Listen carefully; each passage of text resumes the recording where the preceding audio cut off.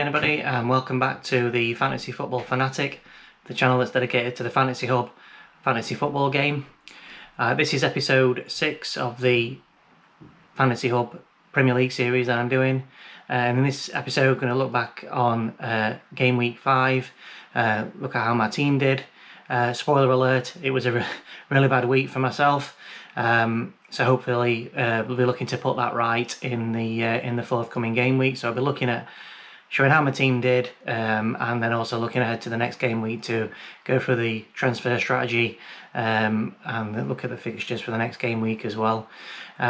If you are new to the channel, please help me out by liking the video, subscribe to the channel, and also turn on your notifications so you know when I'm going to be uploading the next in the series. That'll really help the channel out. So with all that said, let's get into it.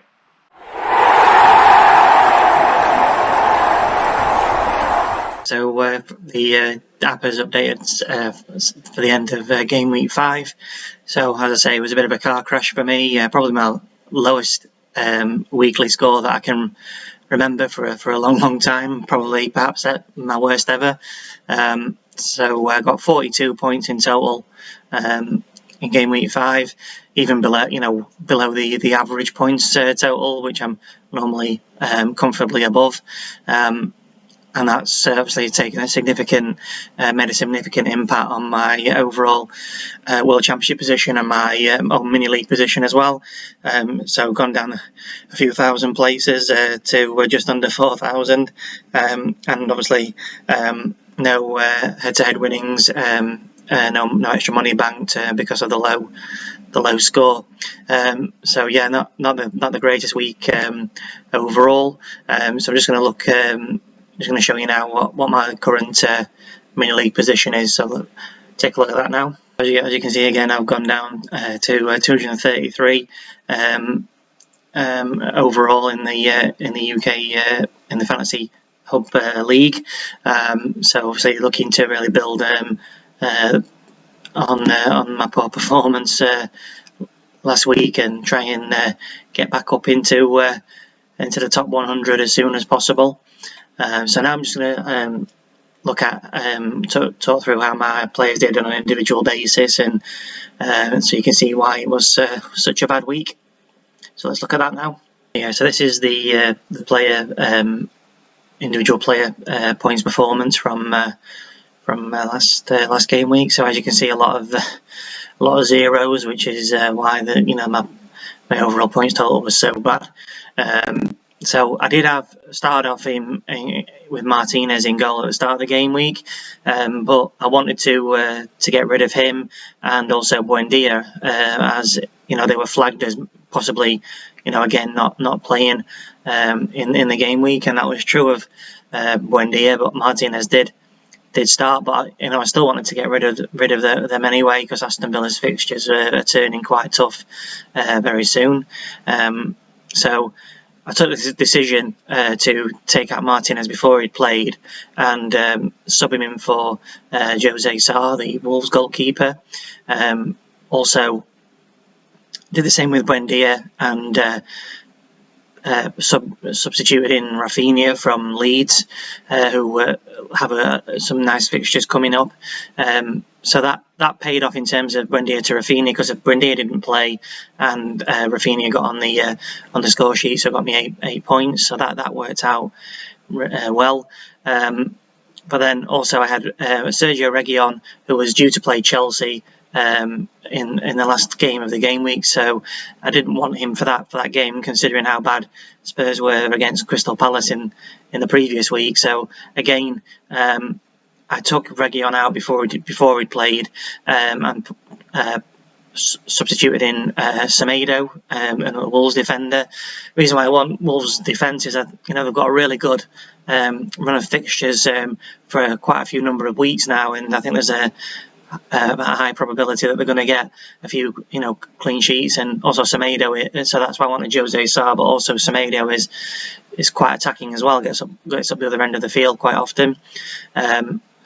in the end, that didn't turn out too bad. I mean, even though Semedo and Jose Sarr only got 0 points because they lost to Brentford 2-0, Reguilon would have actually given me a -1 for the 3-0 loss they suffered to Chelsea.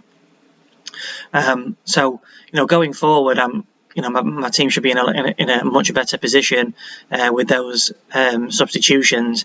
Just unfortunately, it didn't work out this game week. So moving on to the other defender who didn't play, Alexander-Arnold, which was a big surprise. Before the game, it was announced that he was ill, so he would miss that week's game. But he should be back hopefully for the next one. So not moving him on anytime soon. And then Luke Shaw again, Manchester United failed to keep a clean sheet, and he didn't get any further attacking returns in terms of assists or goals. So just the 1 point for Luke Shaw. Moving on to the midfield, we talked about Rafinha. He got on the score sheet, so very pleased with that. Fernando Torres, quite surprised that he didn't play at all in that game at the weekend. Hopefully, he will start this weekend. But I know a couple of weeks ago I was saying that I was very excited to own him, but this is how quickly things can change. If he's not going to be starting or not getting as much game time as I thought, he's going to be moving on pretty quickly out of my team, and he's probably going to be moving on this week once Manchester City have played, because they play first in the next game week. I'll assess how many minutes has he got, whatever, and then make a decision, because he's more of a premium in terms of his value, so I could be using that money elsewhere. Ben Rama, really pleased that he got on the score sheet against Man United with the 8 points there. I did have then Diogo Jota for Liverpool, but very disappointing again that was 2 weeks in a row that he'd blanked and not produced any attacking returns. So just the 2 points for him, and then I made the decision to take out Jota purely because Manchester City play before first in the game week, so it suits the flow of the next game week in terms of my transfer strategy. And I want obviously the player that you want from Liverpool is Mo Salah, if you can get him in. So I'm definitely now looking at Mo Salah, bringing in Mo Salah next week. And then I took Diogo Jota out for Demarai Gray of Everton, who's been on fire recently, been scoring in every game in the past few weeks. So I wanted a cheaper option to help with the budget, as I knew that I wouldn't be getting any extra in the head-to-head challenges. Unfortunately, he didn't get on the score sheet this week, but again, he's got Norwich next, so hopefully he'll get on the score sheet with Calvert-Lewin and Richarlison looking like they're going to be both going to be out of the. He's going to be one of their main attacking threats in that game, and so hopefully he's going to get on. He's going to get on the score sheet there. Finally, for the forwards, didn't make any changes to my forward line. So Ings got the assist. Ings got an assist. Lukaku unfortunately didn't get any returns in the game against Spurs, which I'm quite surprised about. But I want to keep him in definitely for their run from game week 7 onwards is incredible, so definitely want to keep him in the side. And then finally Ronaldo, captain Ronaldo. In the end, I know that I was kind of leaning towards Lukaku as my captaincy option in my previous video. However, the way that the game week was going at that point, once I knew Ronaldo was starting, I was like, just be my luck that Lukaku doesn't play against Spurs the way it was going. So I just made the decision to captain Ronaldo against West Ham, and it paid off. He got on the score sheet, so 14 points from Ronaldo. So that was my game week overall. How did you do? I expect that you probably did better than me, playing the game. Let me know in the comments how you did. So now we're going to look ahead to the next game week, the fixtures and the transfers that I'm going to be looking to make in the forthcoming game week now. So take a look at the forthcoming fixtures for game week 6. So we kick off with absolutely huge game with Chelsea and Manchester City. Anything could happen in this game, but I think it will be pretty tight. A tight draw, if I'm honest. So I've got Lukaku and Torres for City there. Man United also play Aston Villa at the same time, and it's got Ronaldo and Ings for Aston Villa. So then we move on to the 3 o'clock games. Everton and Norwich. This should be an easy win, hopefully, for Everton. And as I say, with Demarai Gray being probably going to be their main attacking threat in that game, with no Calvert-Lewin or Richarlison, looking hopefully for him to return in that game. Then Leeds West Ham. So have Rafinha for Leeds and currently Benrahma for West Ham.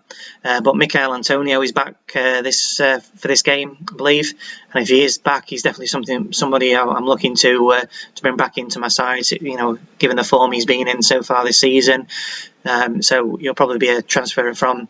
I can do a straight swap from Ings to Antonio, as they're the same value. So that makes sense to me to do that.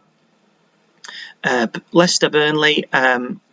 If Antonio isn't available or doesn't play, Jamie Vardy is looking maybe somebody I'd be interested in against a Burnley side who have been quite poor this season. Even though Leicester haven't been that great themselves, Vardy is still coming up with the goals for them.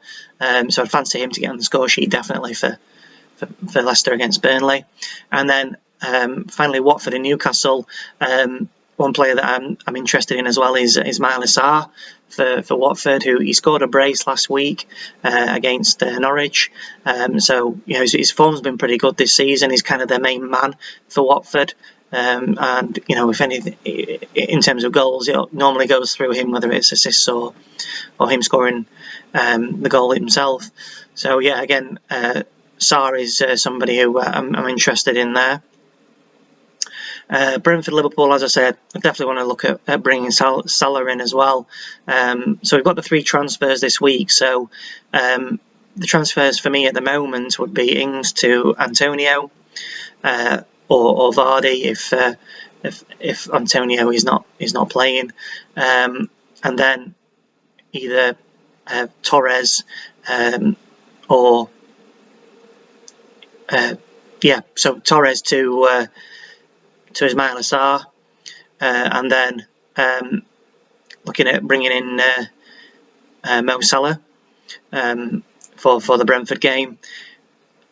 Obviously, for Wolves, I've got Jose Sarr and Semedo against Southampton. Hopefully, they can get a clean sheet there. It'll be tough, but I think they are capable of getting a clean sheet there. Arsenal Spurs. North London derby, again quite unpredictable, kind of form goes out the window, so I'm not too sure that I'd be confident enough that with the premium assets for both sides, like Aubameyang for Arsenal, Kane or Son for Spurs. Yeah, of course they can all get on the score sheet, but will they? So I think there's other games elsewhere where it's easy to predict, or the chances of those other players scoring are higher than that game, so I'm probably going to leave that game alone. And again, for Crystal Palace against Brighton have been really good this season defensively, and I think they currently sit in the top 4, which is absolutely amazing for them. Palace, bit in and out. Obviously played very well against Spurs, but then went down 3-0 to Liverpool, so very hard to kind of judge where they're at. So probably going to leave that game alone as well. And then in terms of captaincy, the 2 that stand out really are obviously Ronaldo for Man United against Aston Villa, and Salah against Brentford. But I'm probably going to go with United with that home game, home advantage over Villa. I think that Ronaldo would just slightly edge it for me, but again, not going to make a decision now. Going to probably wait till the Saturday to make that decision. So yeah, that's my plan for this game week. who are you looking to again? Who are you looking to bring in? You know, let me know what your transfer strategy is for this game week. I'd love to know in the comments. And what do you think to the players that I'm looking to bring in? So that brings us to the end of the episode. Hope you enjoyed that. If you did, again, please do consider liking the video, subscribe to the channel, and turn on notifications so that you know when I'm going to be uploading the next in the series. That'd really help me out. As always, if you want to interact with the channel, check out the channel's Twitter page. Again, the details of that will be in the description. And again, let me know who you're looking to bring in for this next game week, the transfers that you're looking to make. I'd really love to hear in the comments. But with all that said, I'll see you all in the next video, and thanks for watching.